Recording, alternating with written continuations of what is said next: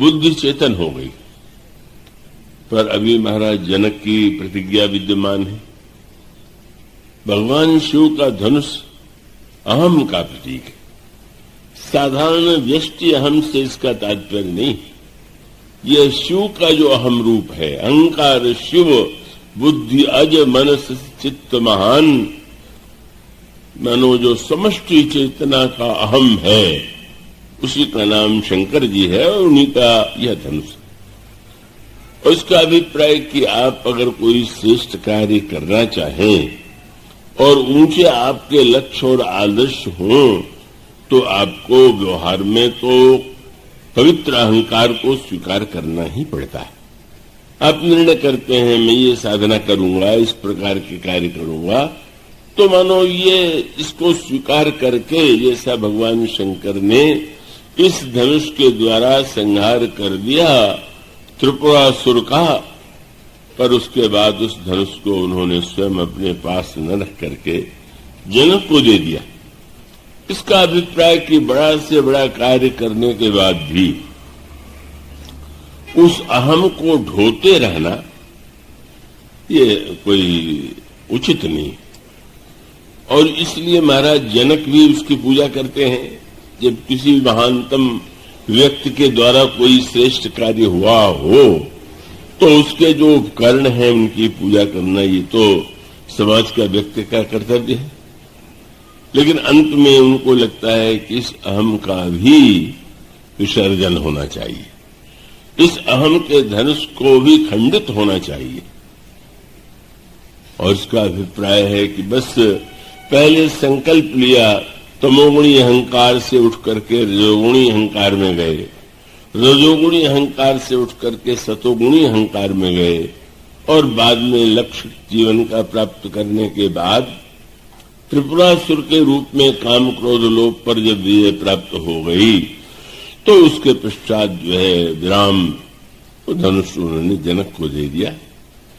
जनक उसकी पूजा करते तो हैं, लेकिन अंत में जानते हैं कि चाहते हैं कि यह भी न शेष रहे। और तब उस कार्य को तो प्रभु किस तरह संपन्न करते हैं, इसका एक किंचित संकेत आपके सामने किया गया। मन की दुराशा के रूप में ताड़का मिटी, बुद्धि की जड़ता मिटी, अहंकार धनुष के रूप में जो था वो खंडित हो गया। पर अभी तो वह केंद्र विद्यमान है जिस पर विजय सबसे कठिन है, और वह मन बुद्धि अहंकार से भी अधिक शक्तिशाली जो है वो कौन है? अच्छा है, आप एकाग्र रहेंगे तो उसे समझ सकते हैं। इसी को चित्त कहते हैं। और यह जो चित्त है का इसी में वो सारे संस्कार जिसको कहते हैं, जो बाल्यावस्था के ही नहीं पूर्व पूर्व जन्मों का भी संस्कार उसमें संग्रहित रहता है। और मन बुद्धि अहंकार से जो कुछ होता है उसके पीछे आपका संस्कार होता है। अब वो संस्कार चाहे इस जन्म का हो और चाहे वो संस्कार पूर्व जन्म का हो या उससे और पूर्व जन्मों का हो। इसलिए कभी कभी भक्तों ने इस संस्कार के संदर्भ को बड़े विनोदी रूप में भी प्रस्तुत किया। श्री कृष्ण को मिट्टी से खेलना, मिट्टी को खाना उनका प्रिय कार्य है। माँ यशोदा बड़ा श्रृंगार करती है तो भी यह बालक कीचड़ और मिट्टी से लिपट जाता है। माँ ने कह रखा है कि ऐसा न करने पावे, पर एक दिन बच्चों ने देखा कि मान नहीं रहे तो माँ से कह दिया और माँ को क्रोध आ गया। और माँ ने क्रोध में जो बात कही, यद्यपि उन्होंने रोष के स्वर में कहा, पर सुनकर के भगवान को हंसी आ गई। उन्होंने कहा, कृष्ण मैं तुम्हें नहलाती हूं तो स्वच्छ श्रृंगार करती हूं और फिर भी तुम कीचड़ में लिपटना पसंद करते हो, तो होता यह है कि पूर्व जन्म का अभ्यास जो है छूटता नहीं तो तुम्हारे इस कार्य को देख के मैं कह सकती हूं तुम पूर्व जन्म में क्या थे। तो शूकर थे। शूकर कोई कीचड़ सबसे ज्यादा पसंद है और तुम अभी कीचड़ में लिपट रहे हो तो तुम शूकरोसी गत जन्मनि पूतना रे। भगवान श्री कृष्ण का माने नाराजी में ठीक ही कहा। 10 अवतारों में शूकर के रूप में भी मैंने जन्म लिया था। इसलिए माँ जो कह रही है कोई ऐसा नहीं कि वो सत्य है। तो वस्तुतः वो विनोद के रूप में भी इसका अभिप्राय है कि पूर्व संस्कार आपको किस तरह प्रेरित करते हैं। जब आप अपने को बड़ा बुद्धिमान मान करके कोई बात कहते हैं तो वस्तुतः सारा निर्णय आपका संस्कारों से बना हुआ है। आप जिसको अहंकार मान करके मैंने ये किया सोचते हैं वो शुद्ध संस्कार है आपका, और मन तो निरंतर संस्कारों के द्वारा संचालित हो रहा। इसलिए धनुष टूट जाने के बाद भी जो सबसे कठिन स्थिति आई वो कब हो गई? महाराज महर्षि विश्वामित्र तो धन्य हो गए, प्रभु को पहचान लिया, और महाराज जनक भी धन्य हो गए। उधर अहिल्या के देशा साथ महर्षि गौतम भी धन्य हो गए। लेकिन धनुष टूटने के बाद जब लगा कि अब तो बस आनंद ही आनंद है, अचानक दृश्य पलट गया और तब परशुराम जी महाराज का आगमन होता है। धनुष जयमाल भी हो गया, पर जयमाल के बाद परशुराम जी महाराज की आगमन का क्या अर्थ? कृपया सोइए नहीं। विवाह में आपको नींद आ रही है तो आप क्या विवाह का आनंद लेंगे? तब परशुराम जी महाराज का आगमन क्या है? यही चित्त। महर्षि भगवान परशुराम जो है विष्णु के अंश से जन्म हुआ है और विष्णु ही चित्त है। वो जो आध्यात्मिक दो है उसमें अहंकार शिव, बुद्धि अज, मन शशि, चित्त महान, विश्व चित्त है। उसमें इसका अभिप्राय यह है कि यह जब तक चित्त पर विजय प्राप्त नहीं हो जाती तब तक मन, बुद्धि, अहंकार जो है वो परिवर्तित हो रहेंगे। मन में कभी अच्छी बात आएगी, कभी बुरी बात आएगी। बुद्धि कभी सही निर्णय करेगी, कभी गलत निर्णय करेगी। अहंकार कभी समय और कभी असमय भी उत्पन्न हो जाएगा। पर अगर चित्त पर अधिकार हो जाए, इसलिए उस दिशा में विस्तार से अवसर नहीं है। रावण का सिर और रावण की भुजा काटने पर भी उसकी मृत्यु नहीं होती, नया सिर और नई भुजा निकल आती। इसका अभिप्राय है कि रावण मर क्यों नहीं रहा? सिर भी काट दिया, भुजा भी काट दिया, और दूसरे का सिर काटे तो मर जाता है, दूसरे की भुजा काटे तो मर जाता है, लेकिन सिर भुजा काटने पर भी क्यों नहीं मरता? और जब प्रभु ने विभीषण की ओर देखा तो पूछा कि तुम्हारे भाई की मृत्यु क्यों नहीं हो रही? तब उन्होंने कहा हमारा सिर और भुजा काटने से ही मृत्यु नहीं होगी, इसके नाभि में अमृत कुंड है, और जब आप सिर और भुजा काटते हैं तो अमृत के द्वारा फिर से नया सिर निकल आता है। इसकी चर्चा पहले भी किंचित की गई है और वो तो एक स्वयं स्वतंत्र प्रसंग है। नाभि में अमृत कुंड है, यह क्या तात्पर्य?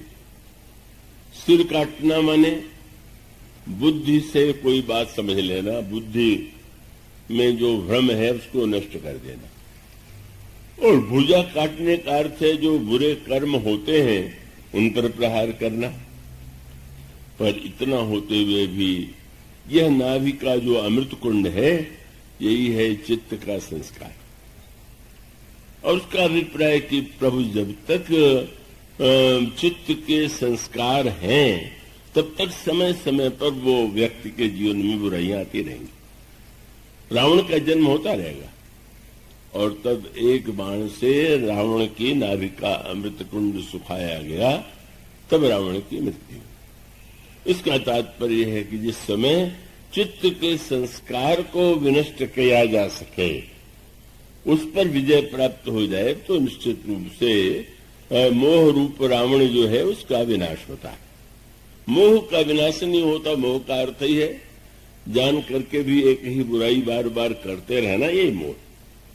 और यह तब नष्ट होता है जब चित्त का अमृत कुंड वह विनष्ट हो, और उस पर का विनाश भी भगवान ही करते हैं। भगवान से जब प्रार्थना की जाती है इस तरह से रावण की मृत्यु होती। अब इसको दूसरे संदर्भ में देखें। ये चित्रकूट जो है ये भगवान की बड़ी प्रिय भूमि है। श्री अवध की अपेक्षा भी चित्रकूट उन्हें अधिक प्रिय।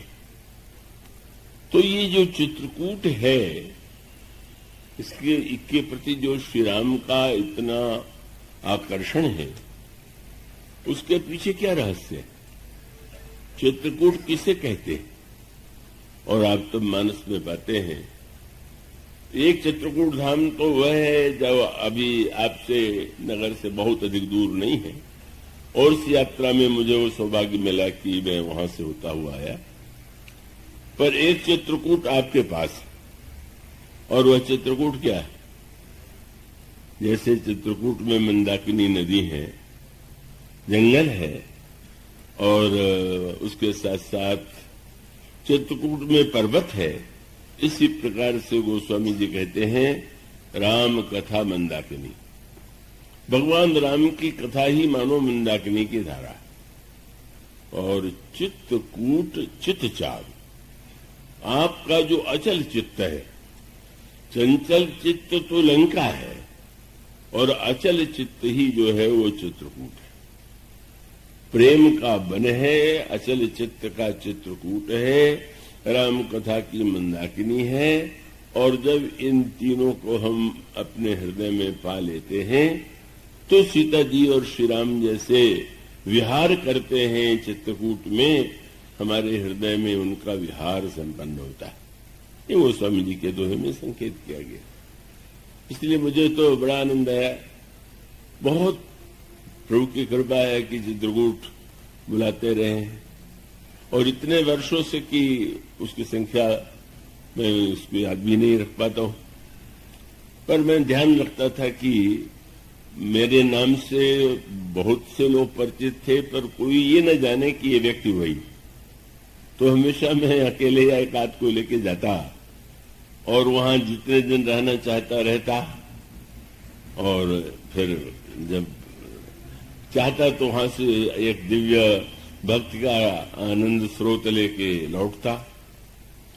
पर उस आनंद में एक अनोखे सज्जन मिल गए, बड़े सीधे साधे चित्रकूट के निवासी। वो पढ़े लिखे भी नहीं थे। मेरे देने लेने के अभ्यास से उन्होंने यही माना कि कोई सेठ होगा या सेठ का लड़का है, देता है। कहते भी थे कि भाई तुम देख करके सेठ मेरी आदत क्यों बिगाड़ रहे हो, ऐसा भी कहते थे। और फिर वो प्रसन्न हुए क्योंकि मैं कई दिन रहता था। तो उन्होंने कहा तुम इतने दिन रहते हो तो न तो मुझसे कथा सुना करो। मैंने कहा कि बड़ा सौभाग्य है। तो मुझे वो नित्य कथा सुनाते थे, और सबसे अधिक आनंद तब आया कि उन्होंने कहा इतने दिन से चित्रकूट आते हो, पता है चित्रकूट का अर्थ क्या है? मैंने कहा नहीं, मुझे तो पता नहीं।